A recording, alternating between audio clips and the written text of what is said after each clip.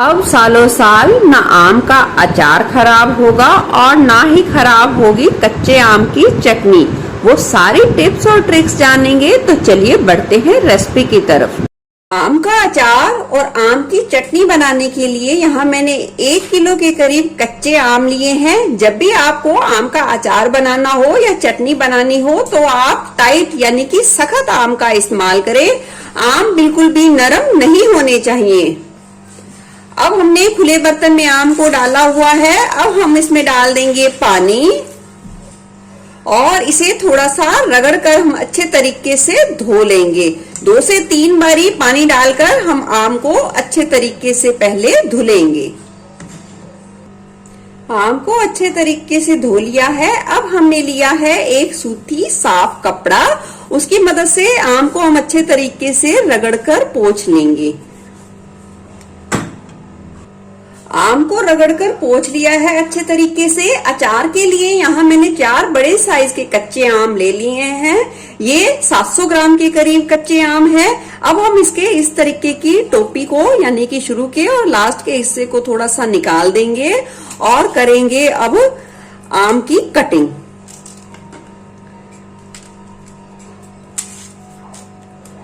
आप अपने हिसाब से साइज छोटा बड़ा कर सकते हैं।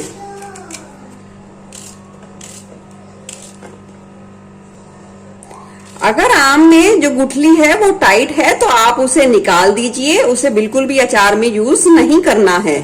चलिए सारे आम को काट लेते हैं। आम को काटने के बाद अब हमने एक सूती कपड़ा बिछा दिया है, उस पर हम इस तरीके से आम को फैला देंगे।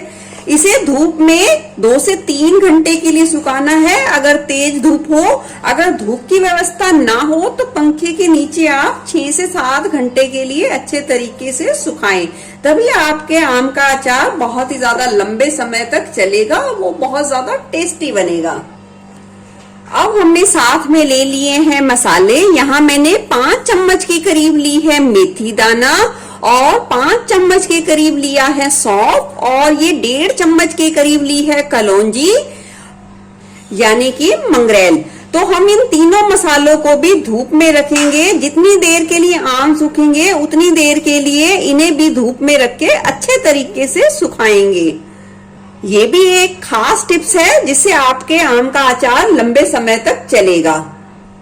मसालों और अंबियों के साथ हम इस कांच की बरनी को भी धूप में रखेंगे 1 से 2 घंटे के लिए तो जरूर, ताकि इसमें जो भी नमी हो वो अच्छे तरीके से सूख जाए। अचार के लिए आम को बिल्कुल अच्छे तरीके से सुखा लिया है और मसालों को भी धूप में अच्छे तरीके से सुखा लिया है। तो चलिए अब डाल लेते हैं अचार।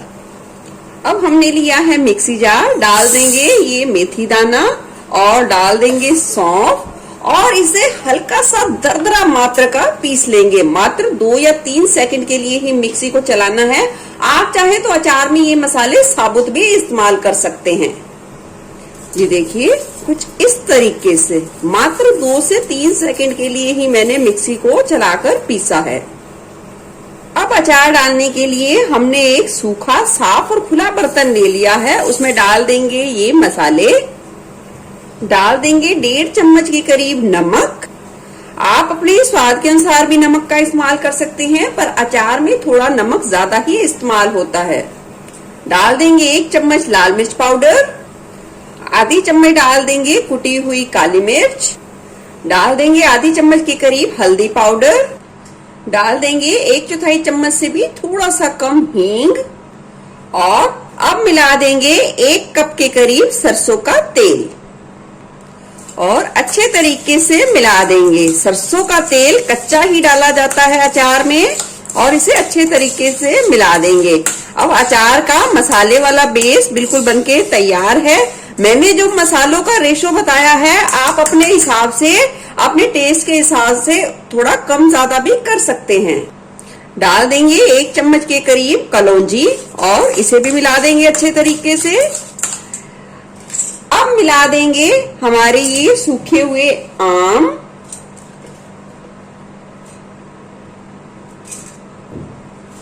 और अब चम्मच को हम निकाल लेंगे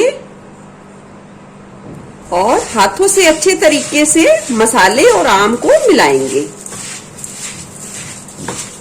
अच्छे तरीके से मिलाइए ताकि मसाला बिल्कुल अच्छे तरीके से लिपट पाए।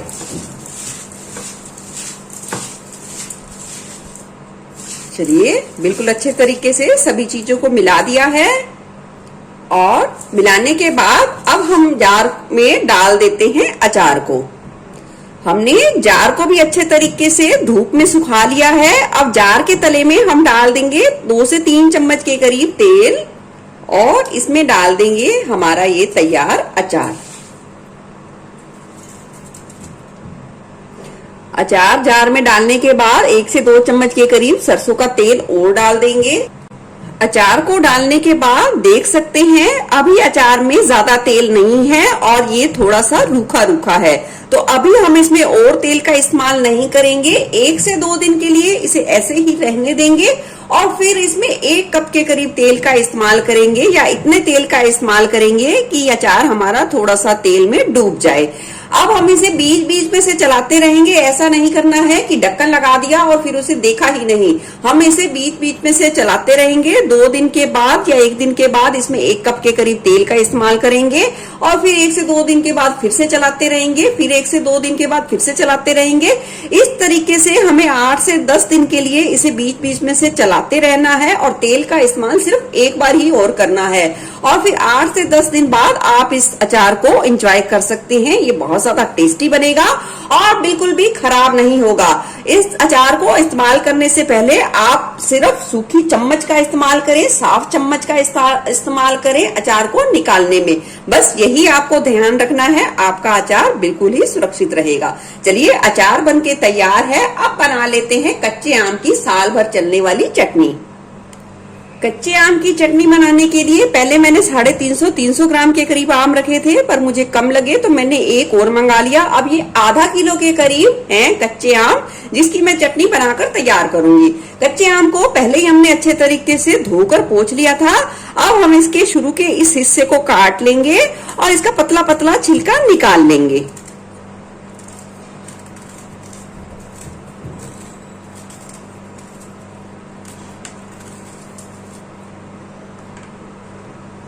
आम का छिलका निकालने के बाद अब हम इसे कद्दूकस करेंगे और अगर मोटी गुठली यानी कि सख्त गुठली आ जाए तो हम उसे निकाल देंगे।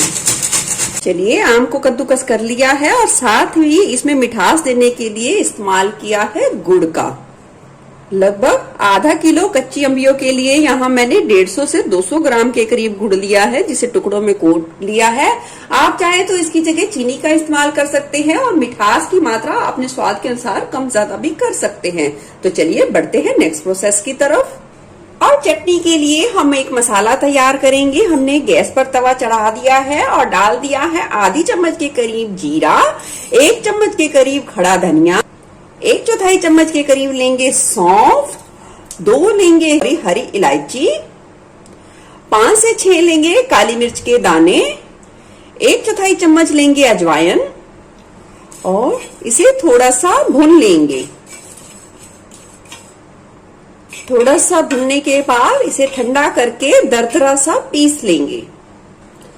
चलिए, मसालों को पीसकर हमने रख लिया है। अब हमने कढ़ाई चढ़ा दी है और डाल दी है ये कद्दूकस की हुई अम्बिया और डाल देंगे ये गुड़ और इसे अच्छे तरीके से चला देंगे। गैस की फ्लेम को लो टू मीडियम पर रखेंगे और गुड़ को इन अम्बियों में अच्छे तरीके से पिघलने देंगे।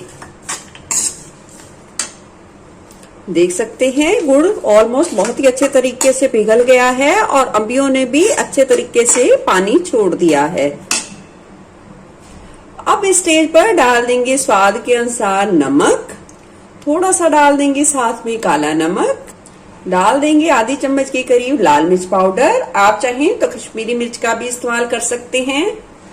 डाल देंगे थोड़ी सी किशमिश, आधी चम्मच के करीब डाल देंगे कलौंजी और इसे अच्छे तरीके से मिला देंगे। आप इसमें कोई भी अपनी पसंद का ड्राई फ्रूट्स का इस्तेमाल कर सकते हैं।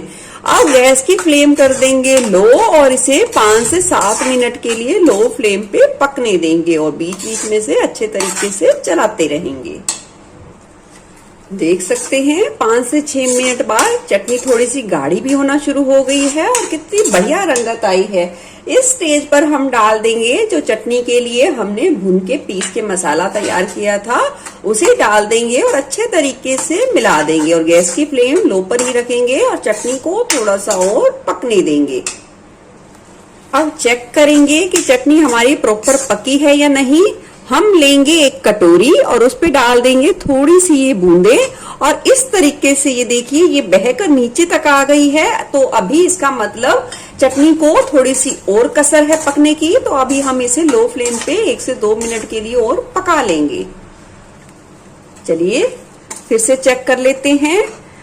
हम लेंगे उंगलियों और अंगूठों के बीच में थोड़ी सी चाशनी और इसे इस तरीके से चेक करेंगे। ये देखिए चिपचिपी सी हो गई है, अच्छे तरीके से चिपचिपी है, तो इसका मतलब हमारी ये चटनी बिल्कुल बहुत ही अच्छे तरीके से बन चुकी है।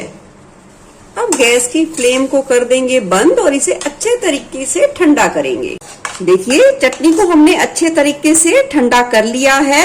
अब हमें कैसे पता चले कि हम चटनी को 1 साल तक स्टोर करेंगे तो वो बिल्कुल भी खराब नहीं होगी।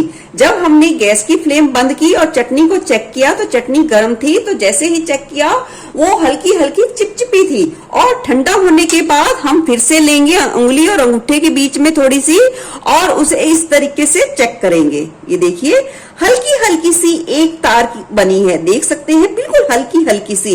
इसका मतलब हमारी जो चटनी है बिल्कुल ही परफेक्ट बनी है।